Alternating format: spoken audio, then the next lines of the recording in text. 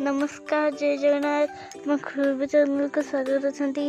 आज मो मामा गोटे नुआ रेसिपी आनी पनीर कढ़ाई पनीर कढ़ाई कढ़ाई रे प्रस्तुत होची तो सेथिपई कढ़ाई पनीर। फ्रेंड्स मो चैनल को बहुत सारा भल पाइबा दियंतु और मो वीडियो को फर्स्ट टू लास्ट जाए देखंतु और प्लीज मो चैनल को लाइक सब्सक्राइब एंड शेयर करबा जमारू भूलंतु नहीं।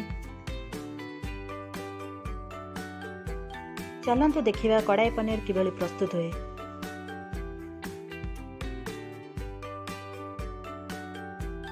ये मो पनीर 200 ग्राम नहीं अल्प से किसी काढ़ी अलग रखुची मुझे आपन को पछरे कहबी कौन पे काढ़ी।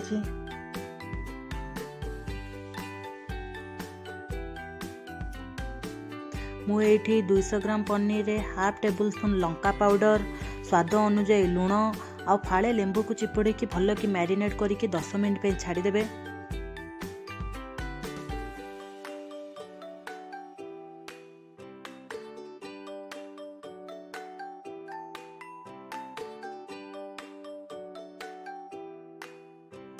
मुझे गोटे पियाज को टे बड़ साइज काटिकी रखी आउ गोटे कैप्सिकम को क्यूब साइज काटिकी रखी आ तेल कड़े बसई तेल टी गरम है पियाज टी को टे ब्राउन है जाए भाजीदेवे।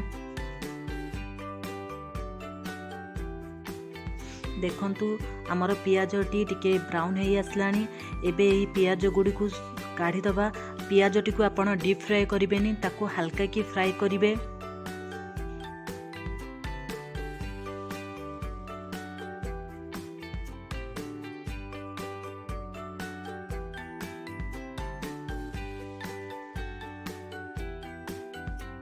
सही तेल रे ही आमे सबू कैप्सिकम को हल्का की फ्राए करदबा।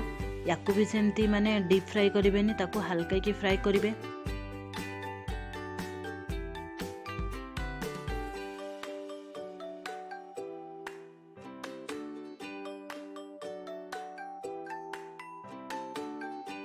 बड़ी थिबा तेल रे ही आमे मैरिनेट करथिबा पनीर को फ्राए करदबा। पनीर को आप बहुत समय जाए फ्राए करें टिके ब्राउन हो गला पर याकू आपण काढ़ीदेवे।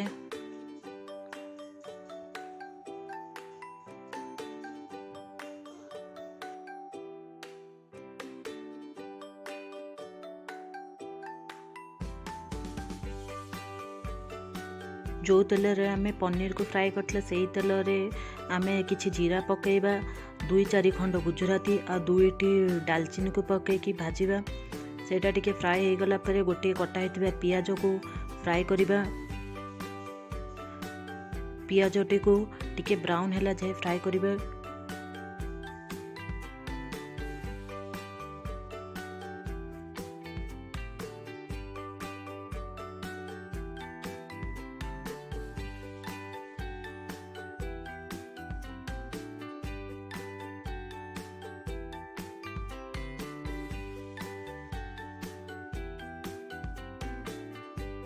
एबे पियाज टी ब्राउन हो गलानी से गोटे कटा होइतिबा टमाटो को ऐड करिबा। टमाटो टी को भी सेमती किछि समय पे फ्राए करिबा जेपरि टमाटर कंचा अंश टी पूरा चली जिवो। एबे आमे सब गुड़ा को फ्राए हो गला पर गोटे अलग जगह काढ़ी रखिबा।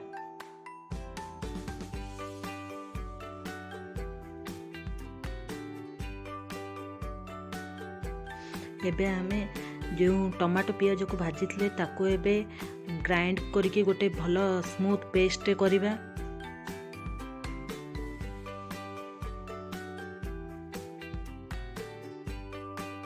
देखंतु ए भलिया पेस्ट करिवे। पेस्ट टी प्रिपेयर हो गला परे आपण ताको गोटे छणा साहाय्य रे ताको ए भलिया छाणी रखिबे जे भली तार खदड़ा अंश टी अलगा होइकी रहइबो। सेते बेले जो किछि पनीर को अलगा करके रखी थी ताको एबे क्षीर देकी मु ग्राइंड करी तार गोटे भल पेस्ट प्रस्तुत करी। यदि आपण घरे क्रीम नथिबो तो आपण एही भलिया क्रीम गोटे प्रस्तुत करि परिबे। आउ पनीर ग्रेवी रे एही क्रीम को यूज करिवे देखिबे पनीर टी बहुत ही टेस्ट आसी थाए आउ कलर भी बहुत सुंदर देखा जाए। मु कड़ाईटी बसई कड़ईटी गरम होला परे 2 टेबल स्पून तेल पकईछि।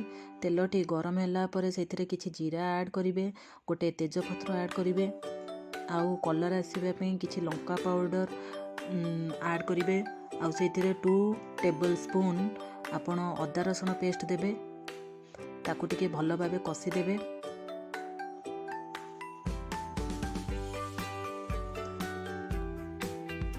अदा रसुण पेस्ट भल भाबे कसी हो गला परे सेथिरे आपण 1 टेबल स्पून धनिया पाउडर ऐड करिवे, ताकू भल भाबे गोळे घांटी देबे।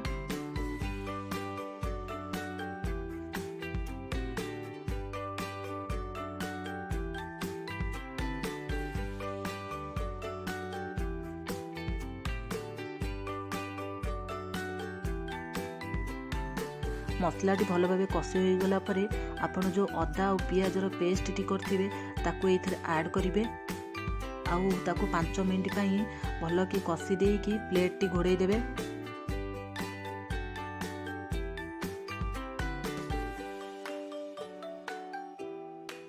एठी देखंतु ग्रेवी टी केते सुंदर देखा जाउची।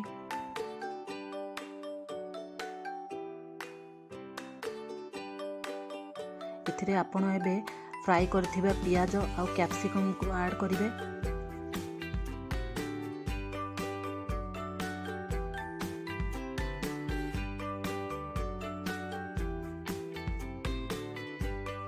या परे आपण 1 टेबल स्पून सॉल्ट ऐड करिकी ताको भल भाबरे टिके घांटी देबे।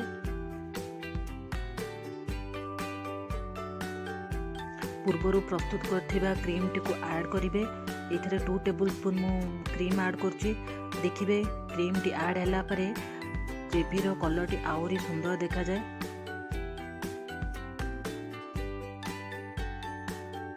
तापरे फ्राई करथिबा पनीर को एथिरे ऐड करिवे, आउ 2टी कंचा लंका सेथिरे देबे, ताकू किछि समय पई कसिबा पई छाडी देबे। कसी हो गला परे आपण एथिरे कस्तूरी मेथी ऐड करिवे,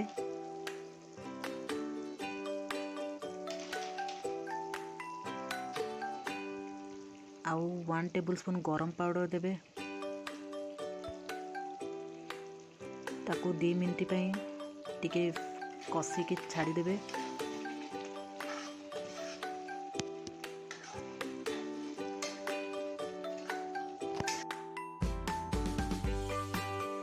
एथिरे स्लाइड चीनी टिके ऐड करिवे। देखिबे पनीर टी आउरी टेस्टी लागिबो। आउ शेषरे आपण चाट मसला देकी याको उलाइबे। थरे आपण आपनको घरे एही कढ़ाई पनीर टी प्रस्तुत करंतु, आउ किबळी लागिला मते कमेंट माध्यम रे जणाइबे।